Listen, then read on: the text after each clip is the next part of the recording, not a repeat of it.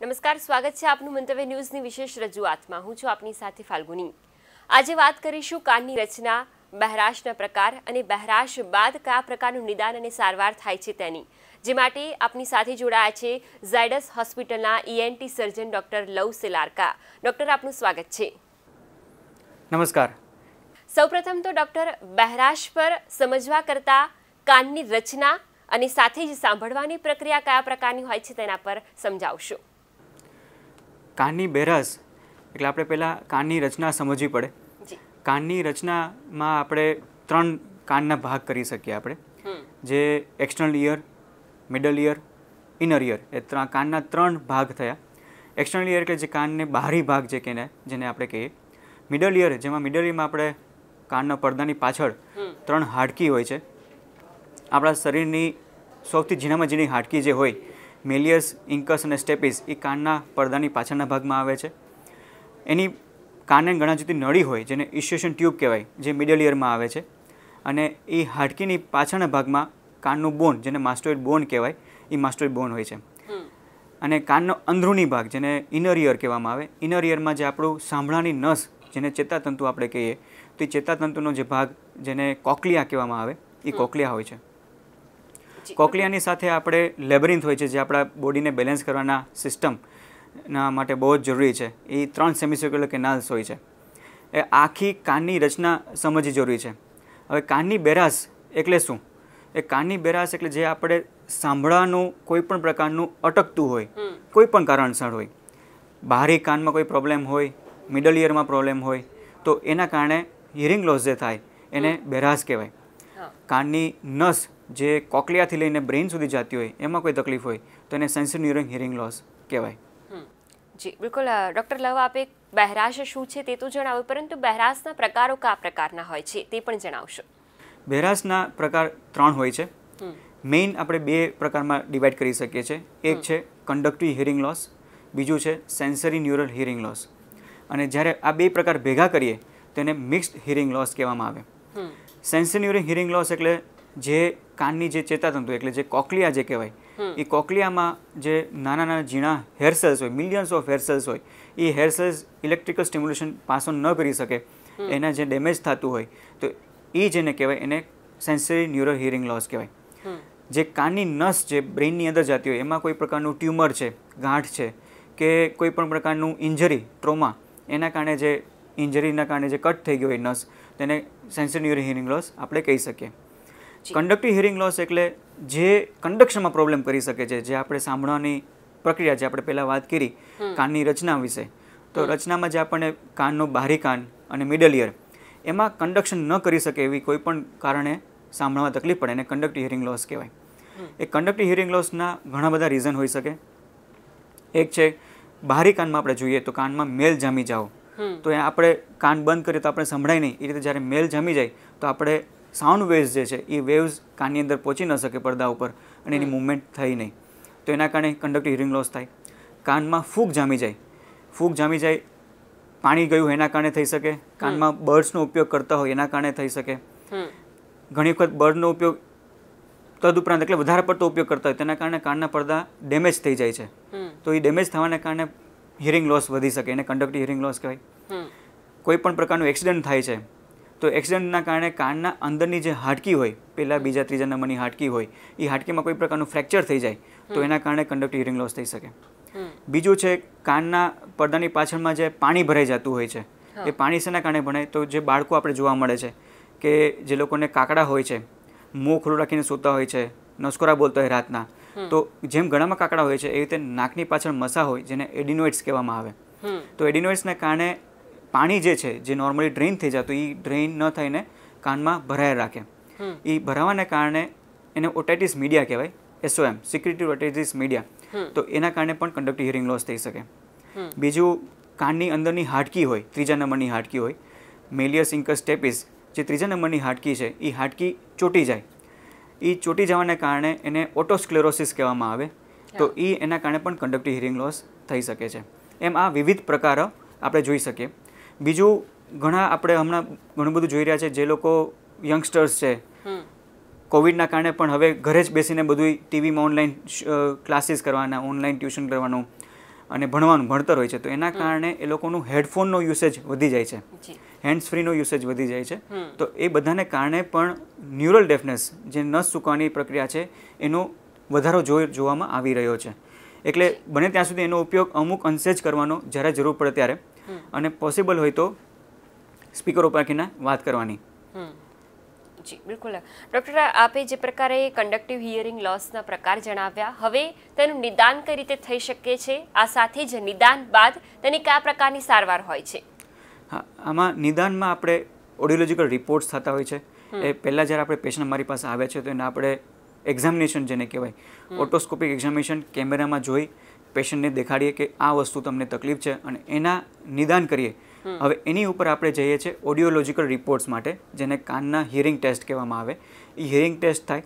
ઓડિયોગ્રામથી આપણને ખબર પડે કે એને કયા પ્રકારનું હિયરિંગ લોસ છે, કંડક્ટિવ છે, મિક્સ્ડ હિયરિંગ લોસ છે કે ન્યુરલ ડેફનેસ છે.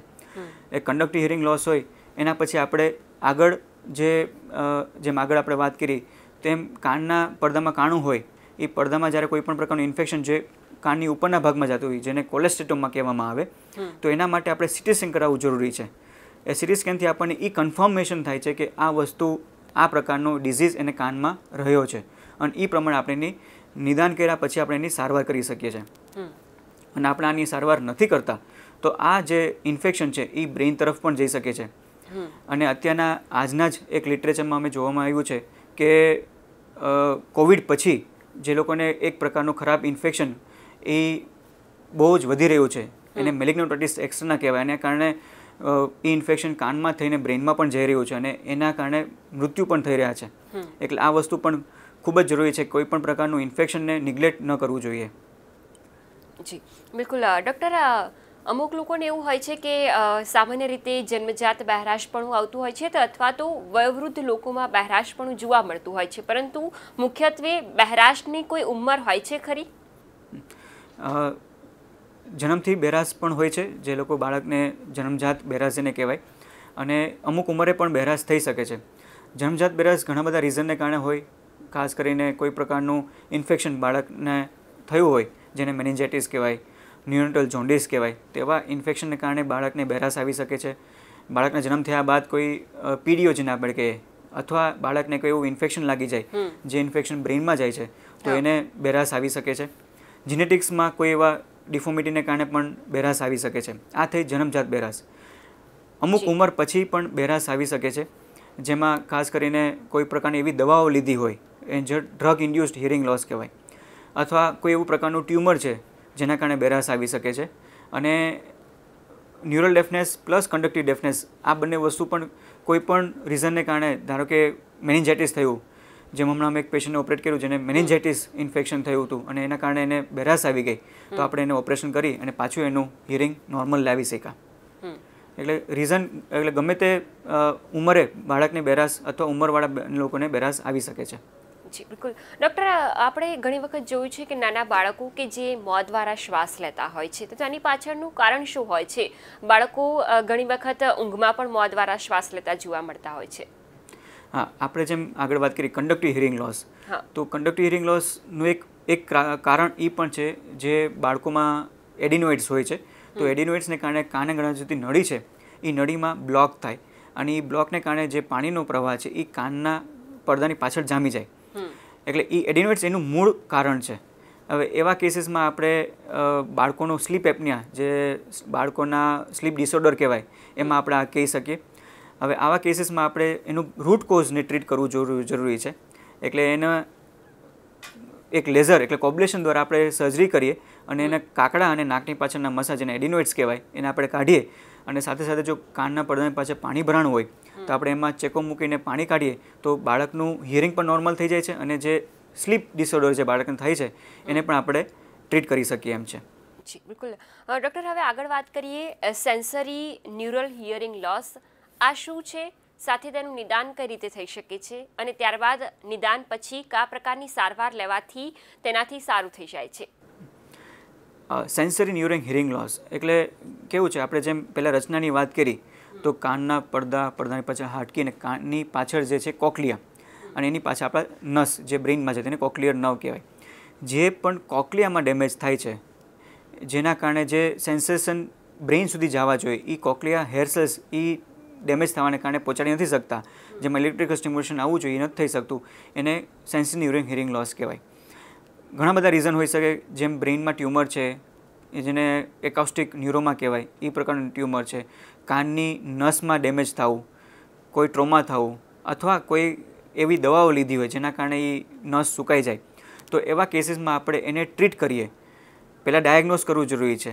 ડાયગ્નોસિસ માટે એના જેમ આપણે પહેલાં વાત કરીએ એમ ઓડિયોલોજિકલ રિપોર્ટ્સ, કાનનો MRI, બ્રેનનો MRI, કાનનો CT સ્કેન, એટલે આપણને રચનાની ખબર પડે કે કાનની કોક્લિયાની પેથોલોજી છે કે એની પાછળની કોઈ તકલીફ છે. MRIથી ખ્યાલ આવે કે કઈ બ્રેઇનમાં ટ્યુમર છે કે નહીં એ આપણને ખ્યાલ આવે, અને પછી આપણે એનું નિદાન કર્યા બાદ એનું ટ્રીટમેન્ટ કરી શકીએ.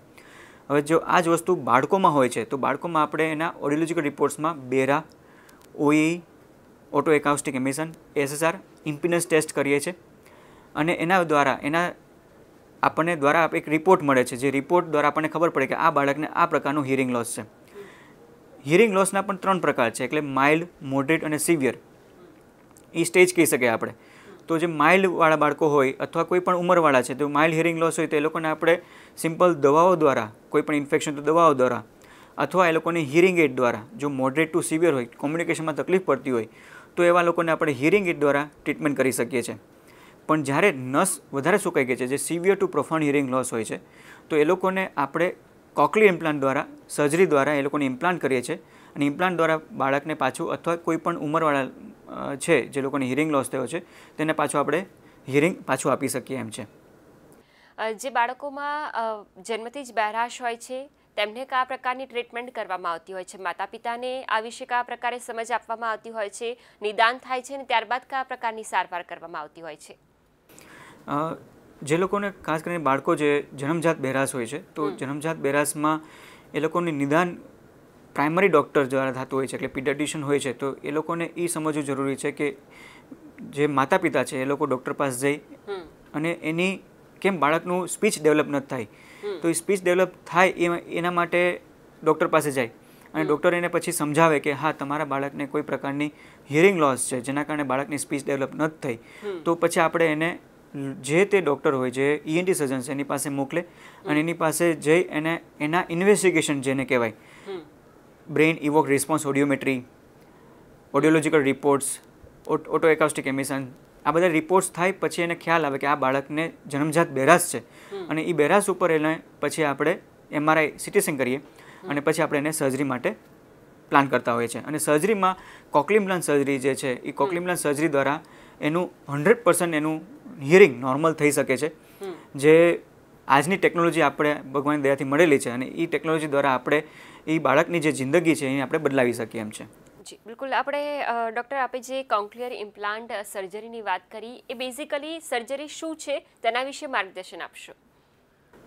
કોક્લિયર ઇમ્પ્લાન્ટ સર્જરી બેઝિકલી એ જે છે એ એક ઇલેક્ટ્રોનિક ડિવાઇસ છે, જે ઇલેક્ટ્રોનિક ડિવાઇસ આપણે કોક્લિયાની અંદર મૂકવામાં આવે છે, અને કોક્લિયાના જે હેર સેલ્સ છે, જે કોક્લિયા છે એ 2.5 ટનનું હોય, અને એની અંદર આપણે ઇલેક્ટ્રોડને મૂકીએ છીએ અને એને સ્ટિમ્યુલેટ કરીએ છીએ, જે હેર સેલ્સ ડેમેજ થયેલા છે એને સ્ટિમ્યુલેટ કરીએ છીએ, જેનાથી એ ચેતાતંતુઓનું સ્ટિમ્યુલેશન દ્વારા એ બ્રેઇનમાં સિગ્નલ્સ પહોંચાડી શકે.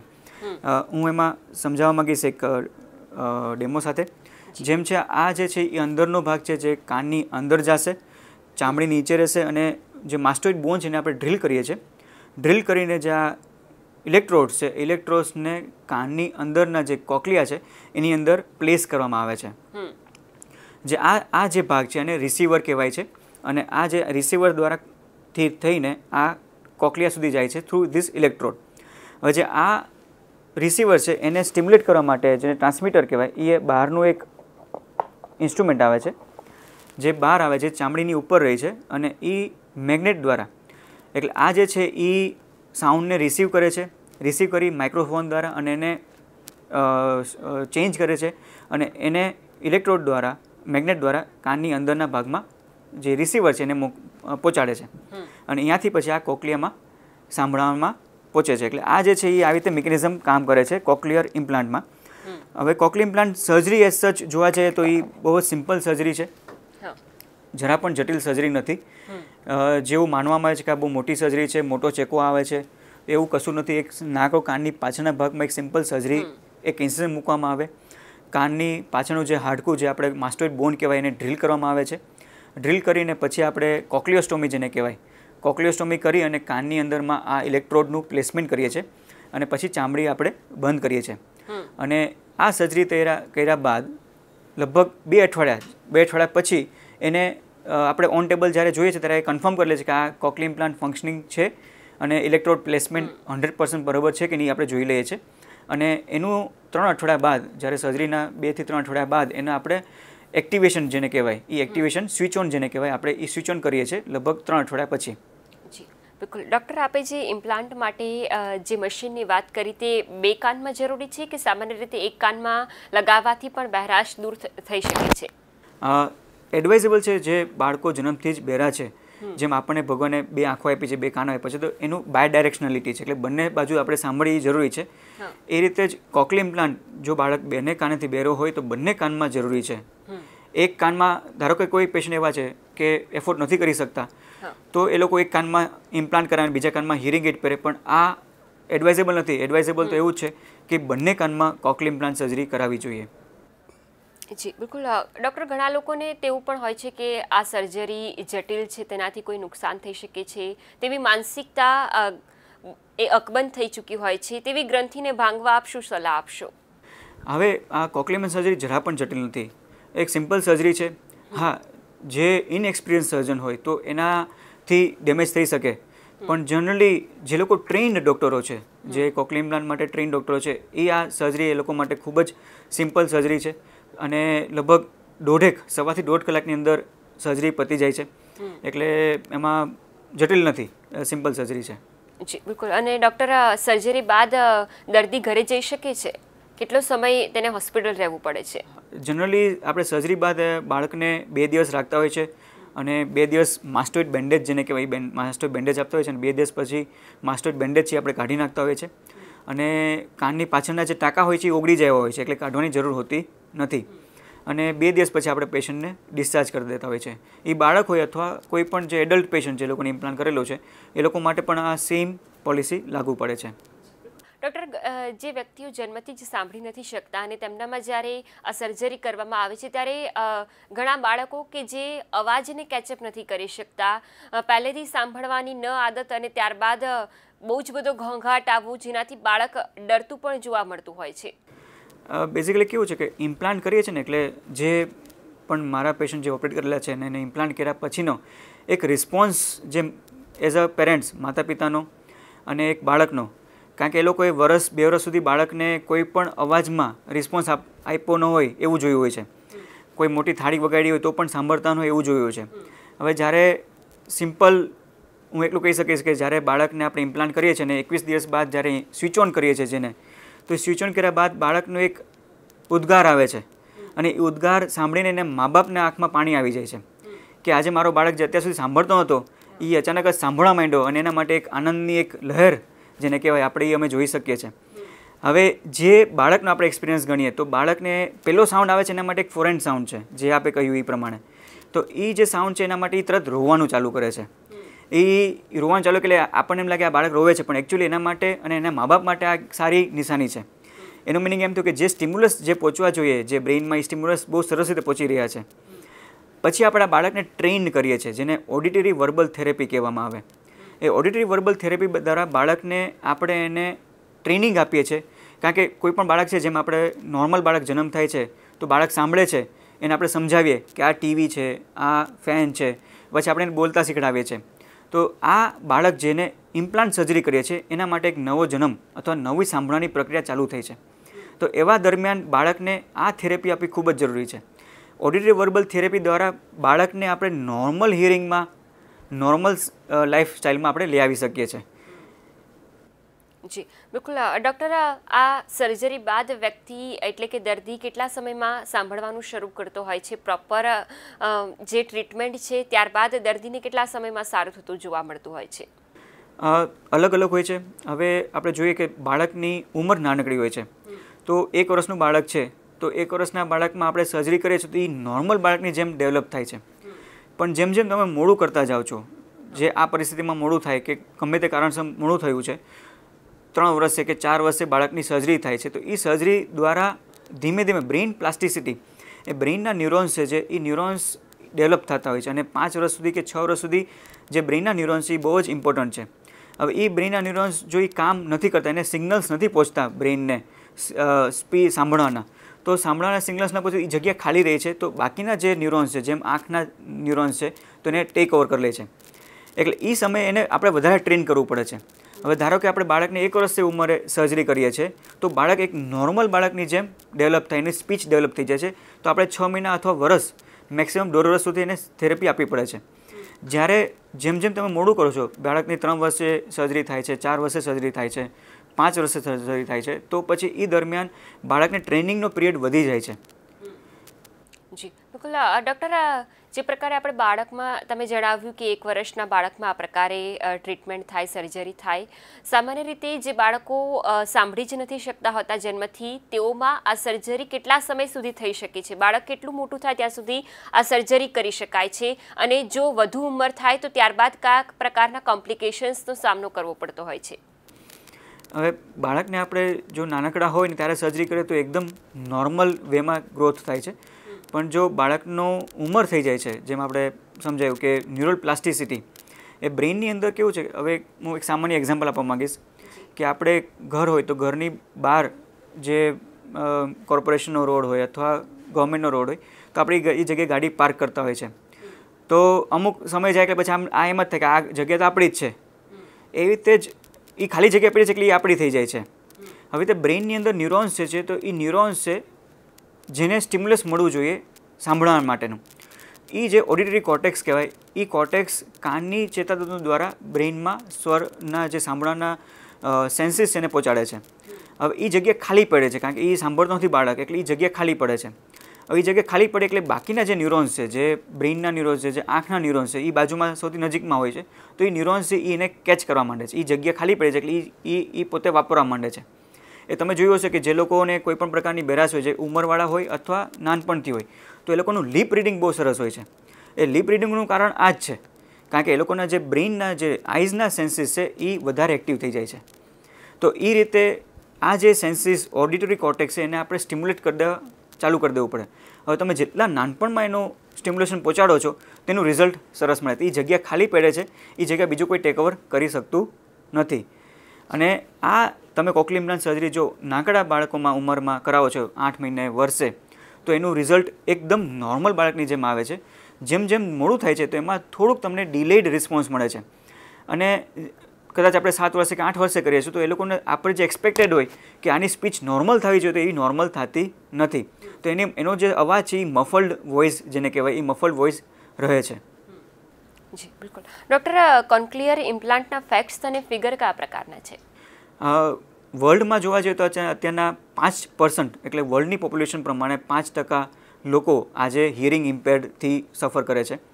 અને એમાંથી એવું પ્રોજેક્શન છે કે અત્યારના 46 કરોડ લોકો બેરાશ છે, એમાંથી 43 કરોડ લોકો ઉંમરવાળા લોકો જેને કહેવાય, જેને delayed development of hearing loss જેને કહેવાય, એવા લોકોને છે, અને 3 લોકો જે લોકો જન્મજાત બેરાશથી સફર કરે છે. અને એવું પ્રોજેક્શન છે કે 2050 સુધીમાં 900 મિલિયન્સ એટલે 90 કરોડ લોકો હિયરિંગ લોસથી સફર કરતા હશે. ઇન્ડિયામાં આપણે જોવા જઈએ તો ઇન્ડિયાના આપણે 6.3% લોકો હિયરિંગ લોસથી સફર કરી રહ્યા છે અત્યારના. અને આપણે ઇન્ડિયામાં 5th લાર્જેસ્ટ ડિસેબિલિટી કહેવાય, જેને આપણે ડાયાબિટીસ છે, કાર્ડિયક ડિસીઝ છે, એ બધા ડિસેબિલિટી કહેવાય છે હ્યુમન બોડીમાં. એટલે આ ડિસેબિલિટીને ગણવામાં આવે તો અત્યારના 5મો નંબર છે. અને ઇન્ડિયામાં અત્યારના આપણે દર 1000 લોકોએ 4 બાળક એવા હોય છે જે લોકોને જન્મજાત બેરાશ હોય છે. અને દર વર્ષે નિયરલી 1,00,000 બાળકોનું આવી રીતે આપણે કહી શકીએ કે 1,00,000 બાળકો દર વર્ષે એવા જન્મે છે જે લોકોને હિયરિંગ ઇમ્પેર્ડ છે. અને આમાંથી પણ એવું આપણે કહી શકીએ કે જે બેરાશ જે છે, બેરાશમાં ઇન્ડિયામાં જે અમે 6 કરોડ લોકો બેરા છે, કમ્પ્લીટલી આપણે જોવા જઈએ તો 6 કરોડ લોકો, 6 કરોડ 30 લાખ લોકો અત્યારના બેરાશથી સફર કરે છે. અને એમાંથી જે 60% બેરાશ છે જેને આપણે પ્રિવેન્ટેબલ ડિઝીઝ જેને કહેવાય, એ પ્રિવેન્ટેબલ ડિઝીઝમાં આપણે ગણી શકીએ. અને 40%, 30 થી 40% લોકો આપણે જે જન્મથી બેરાશ છે એ લોકોમાં આપણે કહી શકીએ. અને અત્યારના આપણે એમ કહી શકીએ કે ઇન્ડિયામાં 30,000 લોકોની કોકલી ઇમ્પ્લાન્ટ સર્જરી થયેલી છે અને એમાં ગુજરાતમાં આપણે લગભગ 3,000 થી 4,000 લોકોને ઇમ્પ્લાન્ટ સર્જરી થયેલી છે. છેલ્લે ડૉક્ટર, આપ સમાજને શું સંદેશો આપવા માંગશો? સમાજમાં મારે એટલું જ કહેવાનું થશે કે કોઈ પણ પ્રકારની બહેરાશ છે, જે આમ આપણે વાત થઈ કે 60% લોકોને જે પ્રિવેન્ટેબલ ડિઝીઝમાં આપણે કહી શકીએ બહેરાશ છે, તો આપણે કોઈ પણ એવા ડિઝીઝ હોય છે, બહેરાશ આવી હોય છે, તો તરત જ એનું નિદાન તમારા આજુબાજુમાં ડૉક્ટર હોય, ENT સર્જન એની પાસે જઈ નિદાન કરાવવું, એની ટ્રીટમેન્ટ અને સારવાર કરવી જોઈએ. બને ત્યાં સુધી કાનમાં બર્ડ્સનો ઉપયોગ કરવો ન જોઈએ, કાનમાં પાણી ન જાય એનું ખાસ ધ્યાન રાખવું જોઈએ. અને જે લોકોને કોઈ પણ પ્રકારની બહેરાશ આવી ગઈ હોય તો નાસીપાસ ન થવું જોઈએ કે હવે શું, હવે મારે આગળનું કેમ કરશું, કારણ કે કોઈ પણ પ્રકારની બહેરાશી ટ્રીટેબલ છે. સર્જરી દ્વારા, સિમ્પલ સર્જરી દ્વારા અથવા જે કોકલી ઇમ્પ્લાન્ટ સર્જરી દ્વારા આપણે બાળકને અથવા કોઈ પણ પ્રકારના બહેરાશને આપણે ટ્રીટ કરી શકીએ છીએ. જી બિલકુલ ડૉક્ટર, આપે જે પ્રકારે સમજ આપી, સારવાર અને નિદાન કયા પ્રકારે શક્ય છે, આ તમામ બાબતોની જાણકારી આપી, આપ ઉપસ્થિત રહ્યા, આપનો આભાર. Thank you. દર્શક મિત્રો, આજે આપણે ચર્ચા કરી કે બહેરાશ શું છે, તેના કયા પ્રકારો હોય છે, સાથે જ તેની સારવાર કયા પ્રકારની હોય છે. આ સાથે જ મંતવ્ય ન્યૂઝમાં હાલ બસ આટલું જ. વધુ સમાચારો માટે આપ લોગિન કરો mantavynews.com પર. નમસ્કાર. My name is Abigail Magao from Tanzania. After 3 months, we try to learn from my child because with the firstborn, we are hope to hear and to see. But you start to see if you maybe knock the door, you don't hear. When you are the volume of maybe TV, you are watching TV, the volume, he didn't hear, he sleeping. So we started to afraid. After that we checking, but you say he didn't hear. So we are very, very disappointed. We said to give him hearing aids. So he wear, I think for one year, and they started speech like mama and father. This patient, Master John, they came to us with a history of there is no developmental speech or there is no hearing since birth.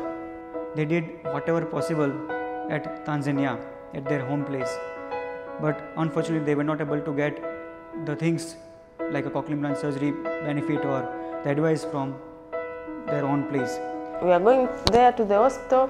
We said if you go in there, you can get a surgery, and he started to hearing. So we can start to find money in order to come this India. So we find the hospital, this Zydus.